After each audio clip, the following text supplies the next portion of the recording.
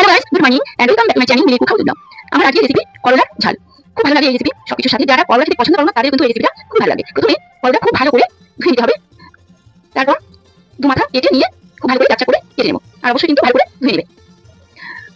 Please তোমরা সবাই আমার পাশে থেকো, যারা আমার চ্যানেলটি সাবস্ক্রাইব করেছো তাদের অসংখ্য ধন্যবাদ, আর যারা এখন পর্যন্ত সাবস্ক্রাইব করে উঠতে পারোনি তারা আমার চ্যানেলটি সাবস্ক্রাইব করে আমার সাথে থেকো, পাশে থেকো, আর অবশ্যই বেল বাটনটি ক্লিক করে রাখবে, তাহলে আমি যখনই নতুন ভিডিও আপলোড করবো সবার প্রথম তোমাদের কাছে পৌঁছে যাবে। আর এই রেসিপি কিন্তু গরম ভাতে দারুণ লাগে, আর রুটির সাথেও খেতে পারো। আর অনেকেই পছন্দ করো না করলা, কিন্তু এভাবে রান্না করলে সকলেই খেতে কিন্তু ভীষণ পছন্দ করবে। প্রথমে কাটা হয়ে গেছে, তারপর সামান্য নুন, হলুদ আর লেবুর রস দিয়ে ভালো করে ম্যারিনেট করে 10 থেকে 15 মিনিট ঢাকা দিয়ে রেখে দেবো। আগে দিয়ে কড়াইতে 1 চামচ সরষে দিয়েছি, আর দিয়ে দিলাম 1 চামচ তেল, আর দিয়ে দিলাম 1/2 চামচ গোটা জিরে আর কয়েকটা বাদাম দিয়ে একসঙ্গে শুকনো কড়াইতে ভেজে নেবো। সাথে কিন্তু কালো সরষে দিতে পারবো, আমি দিইনি।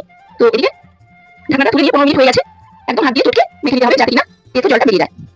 আর এভাবে নুন, হলুদ আর লেবুর রস দিয়ে মাখিয়ে রাখি কিন্তু করলা যে তেতোটা থাকে সেটা বেরিয়ে যায়। তারপর ভেজে রাখা মশলাটা আমি পেস্ট করে নেবো, আর একটা টমেটো দিয়েছি আর দুটো কাঁচা লঙ্কা দিয়েছি, আর 1 ইঞ্চি আদা দিলাম, সামান্য জল দিয়ে পেস্টটা করে নেবো।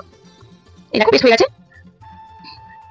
আর এদিকে আমি আলু চারটা করে ঠিকভাবে কেটে নিয়েছি। এদিকে কড়া বসিয়ে দিয়ে 3 চামচ তেল দিয়েছি, সরষের তেল। প্রথমে আলুটা ভেজে নেবো, সামান্য নুন দিলাম আর সামান্য হলুদ দিলাম, দিয়ে ভালো করে ভেজে তুলে নেবো।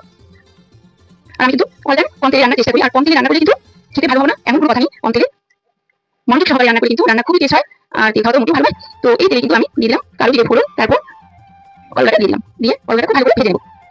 দেখতে পেলে আর তেল দিইনি, আর দেখো তেল একদম শুষে নিয়েছে, তবু আমি এইভাবে আস্তে আস্তে করে ভেজে নামিয়ে নেবো। প্লিজ তোমরা কিন্তু কেউ এই ভিডিওটা দেখে মিস করো না, তোমরা বাড়িতে ঠিকভাবে ট্রাই করে আমার চ্যানেলে কমেন্ট করে জানাবে কেমন লাগলো।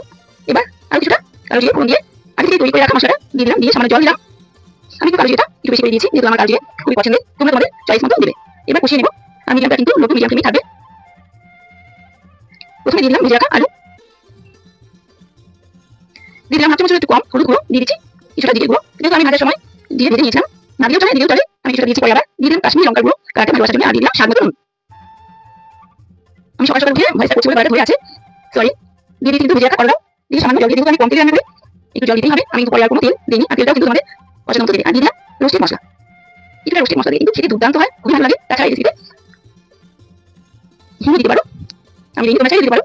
এবার প্রয়োজন মতো জল দিলাম, মানে আমি রেসিপিটা কিন্তু মাখা মাখা করবো, গায়ে মাখা করবো। 1 কাপের মতো জল দিয়েছি, পরে আবার টেনে নেবে। এবার কিন্তু 2 থেকে 3 মিনিট ঢাকা দিয়ে রাখবো। এবার ঢাকনাটা তুলে নিচ্ছি, আর রান্নাটা কিন্তু আমার কমপ্লিট হয়ে গেছে। এবার লাস্টে দিয়ে দিচ্ছি গরম মশলা। তো কেমন লাগলো তোমাদের রেসিপিটা, সিদ্ধ হয়ে গেছে তোমরা কিন্তু অবশ্যই জানাবে, আশা করছি খুব ভালো লেগেছে। এবার সার্ভ করে দেখাচ্ছি, তোমরা কিন্তু জানাবে আমার রেসিপিগুলো কেমন লাগছে। আই হোপ তোমাদের ভালো লাগছে, তোমরা কিন্তু জানাবে। দেখো কত সহজে তৈরি হয়ে গেল করলার ঝাল, আর একদমই তেতো লাগবে না, খুবই ভালো লাগবে এভাবে রান্না করলে করলার ঝাল। আমি একটা লঙ্কা দিয়ে একটু গার্নিশ করে দিলাম, ওয়াও সো ডিলিশিয়াস লাগছে। যারা করলা খেতে না চাও তারাও কিন্তু সেটা পাগল হয়ে যাবে এই রেসিপি। তাহলে আজকে এই পর্যন্ত, সবাই খুব ভালো সুস্থ থাকো, আবার দেখা হবে, টাটা বাই।